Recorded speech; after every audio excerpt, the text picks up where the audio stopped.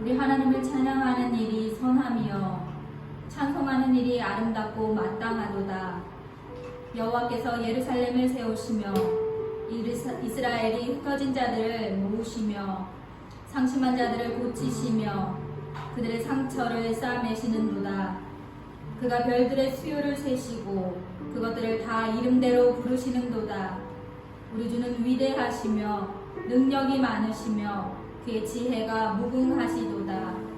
여호와께서 겸손한 자들은 붙으시고 악인들은 땅에 엎드려뜨리시는도다. 감사함으로 여호와께 노래하며 수금으로 하나님께 찬양할지어다. 하나님, 오늘도 감사와 찬양을 올려드립니다. 받은 것이 많기에 그저 처음부터 끝까지 받은 것밖에 없기에 주님 오로지 감사로만 나아가게 하여 주시옵소서. 오늘도 겸손한 마음을 품게 하시고 주께 순종할 마음을 가득하게 부어 주시옵소서. 오늘의 예배 가운데 성령님 함께 하셔서 우리들의 상심한 심령과 또한 상처들을 고치시고 치유하여 주시사 속사람이 거듭나는 놀라운 변화가 있게 하여 주시옵소서. 모든 것 감사드리며 우리 주 예수 그리스도 이름으로 기도합니다. 아멘. 이어서 다 같이 사도신경으로 우리의 신앙을 함께 고백하시겠습니다. 전능하사 천지를 만드신 하나님 아버지를 내가 믿사오며 그 외아들 우리 주 예수 그리스도를 믿사오니 이는 성령으로 잉태하사 동정녀 마리아에게 나시고 본디오 빌라도에게 고난을 받으사 십자가에 못 박혀 죽으시고 장사한 지 사흘 만에 죽은 자 가운데서 다시 살아나시며 하늘에 오르사 전능하신 하나님 우편에 앉아 계시다가 저리로서 산 자와 죽은 자를 심판하러 오시리라. 성령을 믿사오며 거룩한 공회와 성도가 서로 교통하는 것과 죄를 사하여 주시는 것과 몸이 다시 사는 것과 영원히 사는 것을 믿사옵나이다. 아멘. 할렐루야. 코로나로 또 침울하고 웃을 일이 별로 없지요. 그러나 우리에게는 다른 기쁨이 있습니다. 세상과 다른 기쁨은 바로 주님과 함께하는 기쁨입니다. 이 기쁨이 우리 안에 넘쳐 흐르기를 원합니다. 이 큰 기쁨으로 우리 찬양합시다.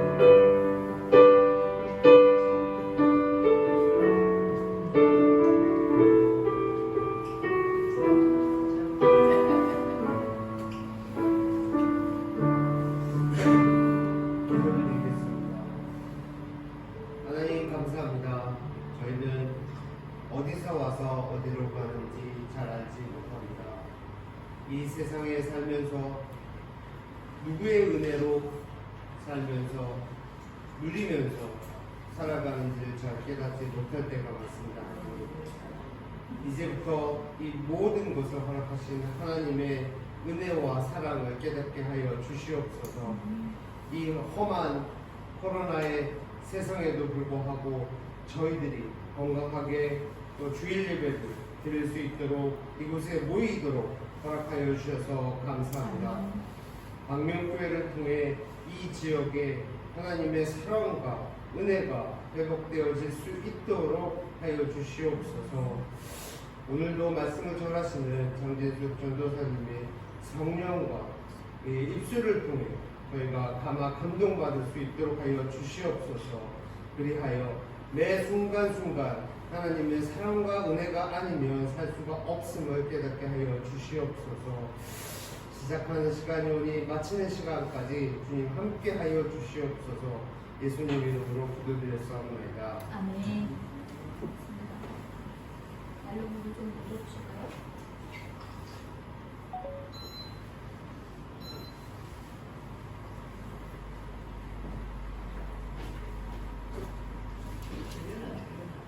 찬송가 216장. 창문 열고 오세요. 찬송가 216장 1절 4절 부르면서 준비하신 예물을 주님께 봉헌하시겠습니다.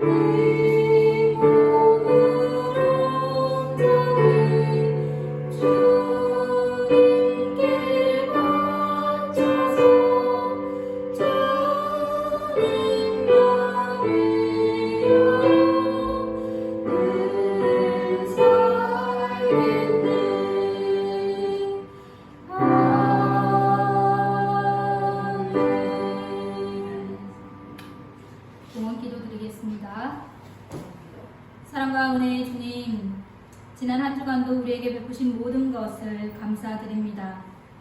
오늘도 주님 전에 나와 주님께 예배드림으로 또 주님께 예물을 드림으로 우리의 마음을 고백할 수 있게 허락하여 주심을 감사드립니다. 감사의 마음을 담아서 소득의 11조와 감사의 헌금을 드리오니 주님 기쁘게 흠양하여 주시고 그 드리는 손길과 그 가정들마다 축복하여 주시고 또 그들로 하나님을 더욱 경외할 뿐 아니라 하나님을 더욱 믿고 의지함으로 나아가게 하시기를 원합니다. 주님 축복하여 주시옵소서. 원하옵기는 그 어떠한 형통함보다 주님 안에 거하는 기쁨을 잃지 않는 자들이 되게 하시기를 원하오니 주여 은혜를 베풀어 주시옵소서. 코로나로 인하여 많은 사람들이 겪고 있는 이 가운데 특별히 각 선교지와 또 섬기고 계신 선교사님들과 또 이들의 교회와 가정을 주님께서 친히 돌보아 주시고 이 고난의 순간 속에서도 주님을 소망 삼게 하시고 또 주께서 지혜와 능력을 허락하사 곳곳에서 치유와 회복의 역사가 일어나게 하여 주시옵소서. 모든 것을 베푸시며 모든 것을 고치시고 회복시키시는 우리 주 예수 그리스도 이름으로 기도합니다. 아멘. 오늘 주님께서 허락하신 말씀은 마가복음 2장 13절에서 17절 말씀입니다. 마가복음 2장 13절에서 17절 말씀입니다. 신약성경 55페이지 되겠습니다. 하나님 말씀 읽으실 때 자리에서 모두 일어나셔서 함께 합독하시면 좋겠습니다. 함께 자리에서 일어나시겠습니다.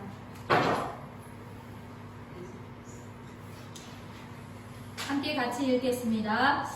예수께서 다시 바닷가에 나가심에 큰 무리가 나왔거늘 예수께서 그들을 가르치시니라. 또 지나가시다가 알페오의 아들 레위가 세관에 앉아있는 것을 보시고 그에게 이르시되 나를 따르라 하시니 일어나 따르니라. 그의 집에 앉아 잡수실 때에 많은 세리와 죄인들이 예수와 그의 제자들과 함께 앉았으니 이는 그러한 사람들이 많이 있어서 예수를 따르미러라.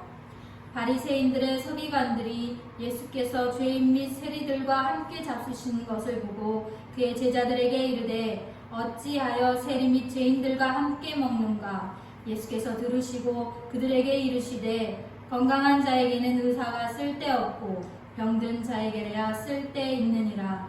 나는 의인을 부르러 온 것이 아니요 죄인을 부르러 왔노라 하시니라. 아멘. 자리에 앉으셔도 좋겠습니다.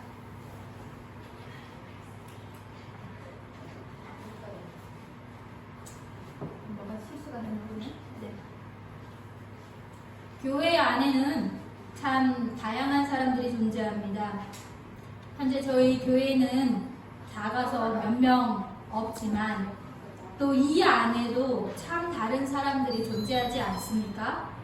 그러니 더 많은 사람이 모인 교회는 어떻겠습니까? 정말 다양한 사람들이 있을 것입니다.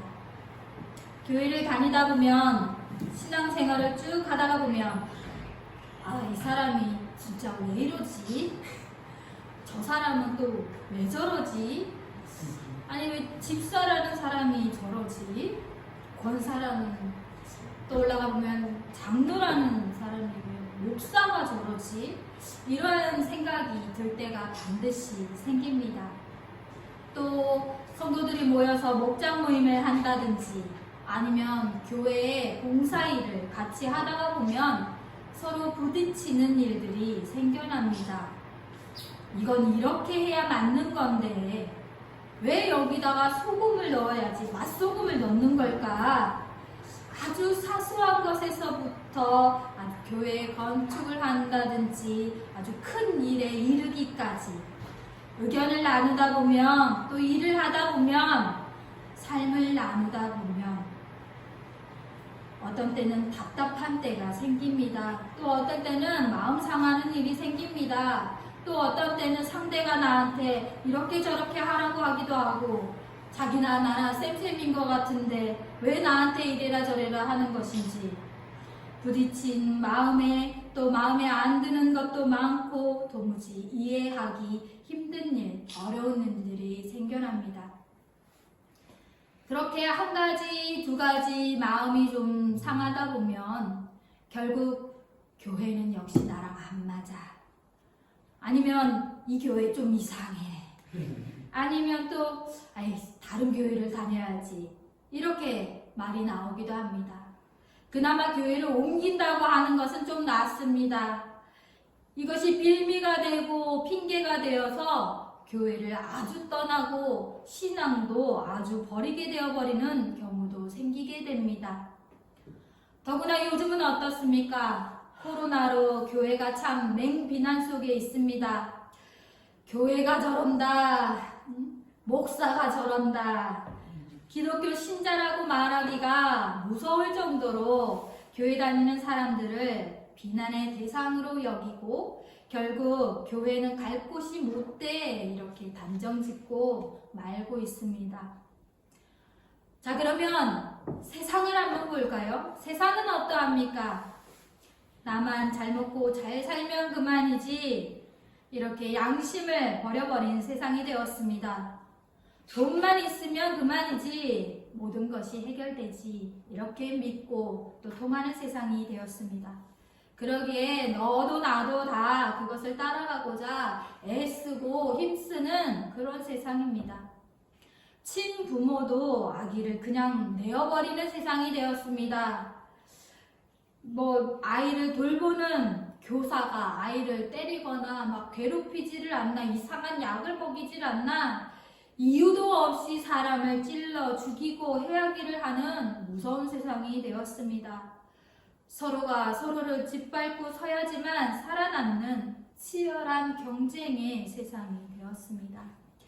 그러한 세상 안에 사는 정말 갖가지의 사람들이 있습니다. 그러면 교회는 누가 오는 것일까요? 이 세상이 아닌 다른 별에서 다른 세계에서 온 별종의 사람들만 모여드는 것일까요?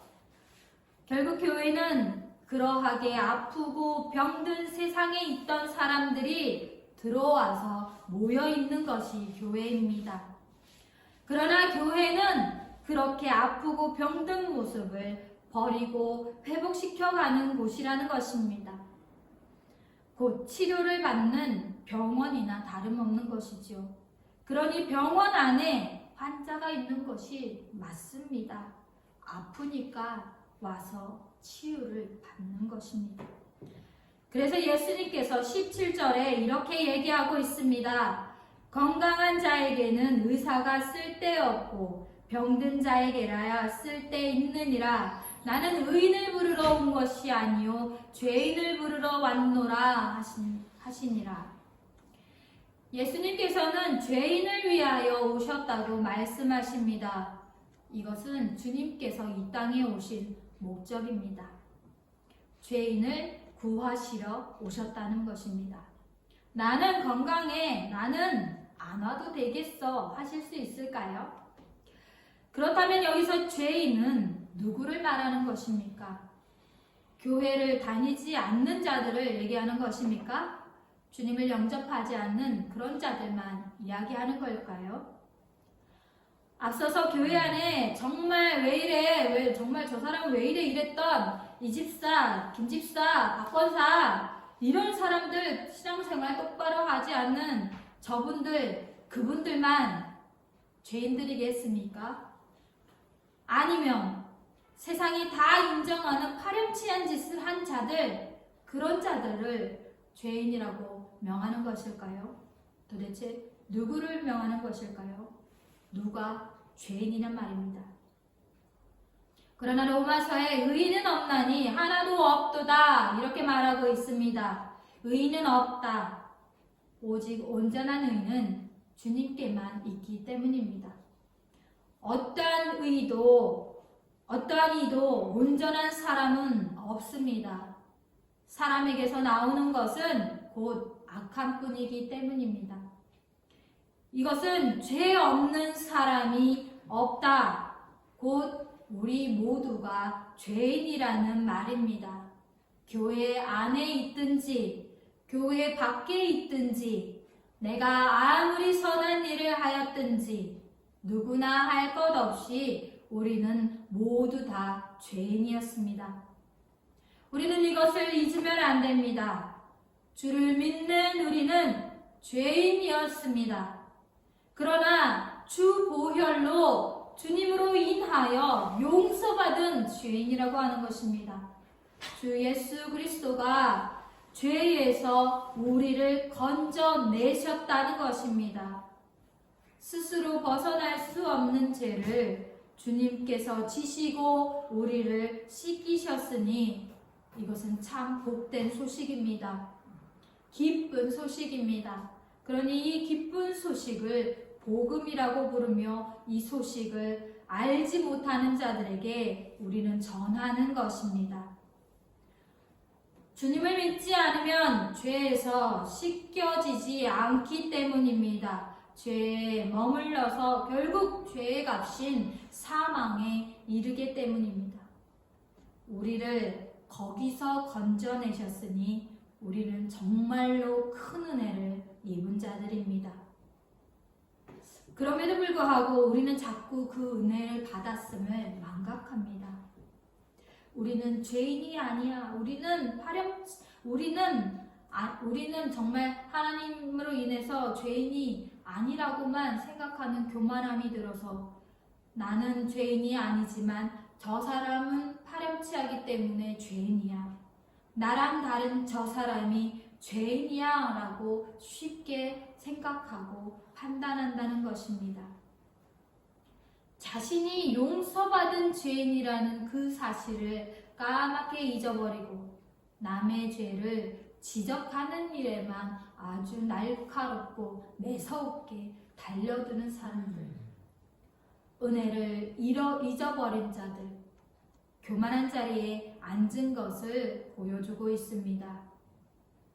우리 역시 곧잘 우리 처지를 잊는다는 것입니다. 어려울 때를, 빈곤할 때를, 또 우리의 무지할 때를 잊고 맙니다. 그리고 다른 사람을 마구 판단합니다. 마구 정죄합니다. 그곳에 아주 쉽게 빠져들고 맙니다. 그러면서 우리는 그런 자와 달라라고 하는 교만함이 있습니다. 그래서 옛 속담에 내 눈에 들보는 보지 못하며 남의 눈에 있는 티끌은 잘 본다라고 얘기하지 않습니까? 오늘 본문 말씀 안에서 예수님께서는 세리마태를 부르고 계십니다. 세리라고 하는 것은 그 당시 정말 욕을 많이 먹는 자들이었습니다. 유대인이지만 로마에 붙어가지고 자기 나라 백성들에게 세금을 뜯어내는 역할을 하는 것입니다. 로마가 원래 요구하였던 세금보다도 훨씬 많은 세금을 붙여가지고 가지가지 명목으로 자기 동족의 돈을 빼앗아서 자기 이득을 취하는 자들이었습니다. 그러니 어려운 동족들에게 얼마나 욕을 먹는 자들이었겠습니까? 수치스러운 자들이었겠습니까? 일제강점기 때에 일본 앞잡이들이라고 생각하면 쉬울 것 같습니다.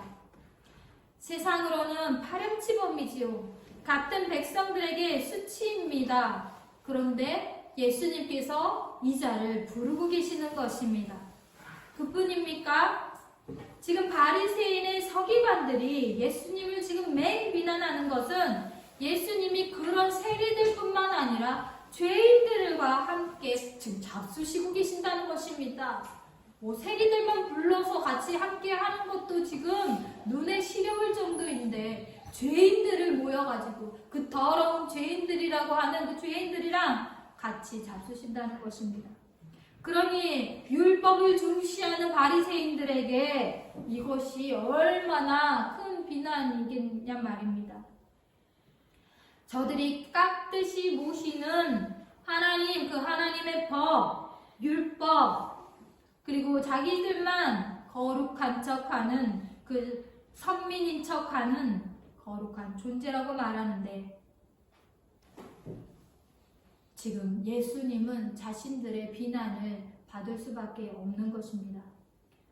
그런데 정작 그들이 연구하고 그들이 철두철미하게 지키는 목숨처럼 따르는 그 율법은 도대체 어디서 왔습니까? 모세가 시내산에서 십계명을 받을 때에 모세가 직접 이렇게 썼습니까? 하나님께서 무지한 백성들을 위하여서 죄만 짓는 저 백성들을 향하여서 정말 아무것도 모르는 그들에게 하나님을 따르며 하나님의 법대로 살라고 주신 것이 바로 십계명이며 율법 아니겠습니까? 그런데 도리어 자기에게 주신 그 법을 다른 사람에게 대하여서 그 법으로 하나님의 뜻하심을 지키지도 못하고 하나님의 뜻에 어긋나서 사는 것으로 하고 있다는 것입니다. 그러면 도대체 그 법은 무엇을 위한 것이고 누구를 위한 것입니까? 그리고 왜 지키고 있는 것입니까? 바리새인들은 세리와 죄인들과 함께 할 수 없었습니다. 그들은 더러운 존재라고 했기 때문입니다. 나아가서 예수님과도 함께 할 수 없었습니다. 왜냐하면 예수님은 그들과 함께 하였기 때문입니다. 거룩하다고 하는 바리새인들은 더러운 죄인을 품을 수도 없고 또 그들이 말하는 더러운 죄인을 품은 예수님과도 함께 할 수 없었습니다. 그러나 그들이 말하는 더러운 죄인들은 예수님과 함께 하기를 원하였고 함께 하여서 지금 같이 먹고 마시는 것입니다.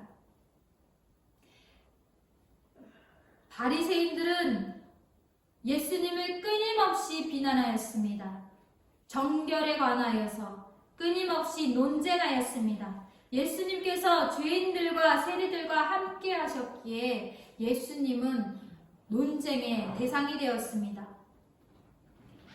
그러나 죄인이면서 죄인인 줄도 모르는 교만한 자들과 비록 죄인이지만 부끄러운 모습으로 주님을 따르며 주님과 함께하러 나오는 이 자들 중에서 도대체 누가 의인이고 누가 진짜 죄인입니까? 주님은 세리들과 죄인들에게 다가가셨습니다. 세리인 마태를 부르셨습니다. 죄인을 부르시고 그 죄를 사하시고 그들에게 구원을 허락하시기 위하여서 이 땅에 오셨습니다. 병들고 아픈 우리들을 치유하기 위하여서 오신 것입니다. 주님께서는 나와 같은 죄인을 죄에서 건져서 의인이라고 부르십니다. 이것이야말로 주님께서 이 땅에 오셔서 이루신 놀랍고도 가장 귀한 은혜이며 축복의 일입니다. 훗날에 이 세리마태는 예수가 죽고 기독교인들을 심히 박해하던 그 시절에 환난과 핍박을 이기고 복음을 전하고 가르치는 자가 됩니다. 그 죄인은 예수님의 제자가 되고 예수님의 사도로 불리웠기 때문입니다. 참 복은 주님과 함께 할 수 있는 것입니다. 참 복은 주님을 아는 것입니다. 주님이 우리에게 주시고자 원하시는 그 구원의 길에 있는 것입니다. 성경 안에 재미난 이야기가 있습니다. 어느 날 임금에게 10,000달란트를 빚진 종이 있었습니다. 10,000달란트를 갚아야 되는 것이죠. 한 달란트가 금 34kg입니다. 그러면 한 달란트는 한 20억에 가까운 돈입니다. 10,000달란트이니 돈이 얼마입니까? 20억 곱하기 만입니다. 그러니 이 종이 평생을 수고하고 노력하여도 절대로 갚을 수 없는 금액의 돈입니다. 어마어마한 금액이죠. 근데 그것이 무슨 연유로 이런 빚을 졌는지 성경에는 나와 있지 않지만 그가 그 빚의 무게가 너무 무거워서 임금께 빌었습니다. 그 종을 불쌍히 여긴 주인이 그 빚을 모두 탕감해 주었습니다. 그 종을 불쌍히 여겨서 그 빚을 갚지 않도록 해줬다는 것입니다. 얼마나 기뻤을까요? 도대체 수억만의 돈을 갚지 않아도 된다고 해보십시오. 그런데 이 종이 이제 풀려나가서 자기 친구를 만나게 되었습니다. 그런데 이 친구는 자기에게 빚진 자인 것입니다. 저 사람은 자기에게 100데나리온을 빚졌습니다. 1데나리온은 하루의 품삯입니다. 그럼 지금 돈으로 한 10만 원으로 친다면 100데나리온이니까 얼마입니까? 한 1,000만 원 되겠죠. 자기는 수십억, 수억 조의 돈을 지금 탕감하여 주었는데 지금 1,000만 원을 나한테 당장 갚으라는 것입니다. 그랬더니 자기 친구가 지금 당장 없으니 좀 시간을 달라고 빌었습니다. 그런데 이것을 괘씸해하면서 이자를 목을 붙들어다가 감옥에 쳐넣어버렸습니다. 이것을 동료들이 알고 불쌍하게 여겨서 주인에게 이 사실을 알리고 말았습니다.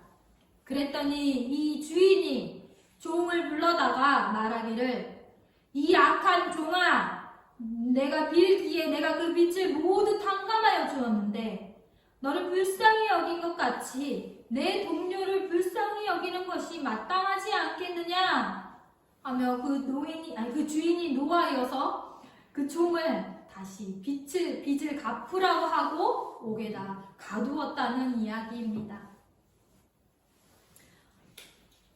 어떻습니까? 누가 은혜를 입습니까? 자기 자신의 죄인임을 아는 자, 그리고 자기 자신이 큰 은혜를 입은 줄을 아는 겸손한 자가 은혜를 입는다는 것입니다. 반대로 그 은혜에 합당하지 않은 자는 자기 자신이 죄인임을 고백하지 않는 자, 그리고 그 은혜를 입음에도 불구하고 그 은혜를 모르는 종, 은혜를 알지 못하고 교만한 자리에 앉은 종을 바로 합당치 않다고 책망하시는 것입니다. 사랑하는 성도 여러분, 우리는 모두 주님이 필요한 자들입니다. 우리는 다 주와 그의 십자가를 믿음으로 그의 흘리신 보혈로 말미암아 죄 사함을 입은 자들입니다. 우리 스스로가 아니라 주님으로 인하여 우리의 더러운 죄의 빚을 탕감받은 그러한 자들이라는 것입니다. 교회 안에서 또 교회 밖에서 남을 지적하고 판단하기 이전에 도리어 죄인이었던 나를 바라봐야 할 것입니다. 용서받은 자, 은혜 입은 자, 바로 그러한 자로서 이웃을 용서하고 이웃을 용납하는 주님이 원하시는 자들이 되어야 합니다. 또한 주님이 죄인과 세리에게 다가가심과 같이 그 어느 누구도 정죄할 것이 아니요 다만 저들이 구원을 얻도록 하는 일에 함께 견디고 함께 소망하는 것이 우리의 일이어야 합니다. 우리의 마음이어야 합니다. 성경의 잠언에는 특별히 교만함에 대하여 이야기를 많이 하고 있습니다. 교만함은 패망의 선봉이라고 말합니다. 그리고 성경 속에 무수한 역사 가운데서 나라가 망하고 멸하게 되며 환난과 핍박을 받게 되는, 결국 버림을 받게 되는 많은 이야기들은 결국 주님 알기를 소홀히 하며 주님 뜻을 버리며 주님의 은혜에 감사할 줄 몰랐다는 것을 알려주고 있습니다. 이로써 우리들에게 늘 주 안에 머물 것, 또 주 뜻을 구할 것, 또 겸손할 것을 깨달아 알게 하십니다. 저는 저와 여러분이 이러한 주님의 은혜에 합당한 자들이 되기를 원합니다. 주님의 은혜에 감사하며 주님을 따르게 되는 제자들이 되기를 소망하며 축원합니다. 우리 겸손합시다. 그리고 서로를 용납합시다. 그리고 서로를 용서합시다. 정죄하지 아니하고 판단치 않으며 모든 것을 제하시고 우리를 용서하신 예수 그리스도의 마음을 우리가 품고 주님을 따라가기를 소원합니다. 함께 기도드리겠습니다. 인자와 성실이 충만하신 하나님, 우리를 사랑하사 끝까지 사랑하시며 우리를 품으사 모든 것을 품으신 아버지의 용서와 사랑을 알게 하시니 주님 감사합니다. 우리를 품으시듯이 우리로 우리의 이웃을 품게 하여 주시옵소서. 또한 주님의 뜻을 깊이 알아서 사랑 없는 그저 얄팍한 지식에 남을 정죄하는 마음이 아니라 우리 그들을 포용하고 그들을 사랑하는 마음으로 우리를 인도하여 주시옵소서. 죄인이었던 우리를 부르시고 구원하신 그 큰 은혜를 날마다 기억하게 하시고 주의 겸손과 주의 사랑과 주의 용서를 품게 하여 주시옵소서. 오늘도 성령의 지혜와 사랑을 구합니다. 우리 안에 충만케 하여 주시옵소서. 감사드리며 예수님 이름으로 기도합니다. 아멘. 우리 함께 찬송하시겠습니다. 찬송가 254장 내 주의 보혈은 함께 찬송하시겠습니다.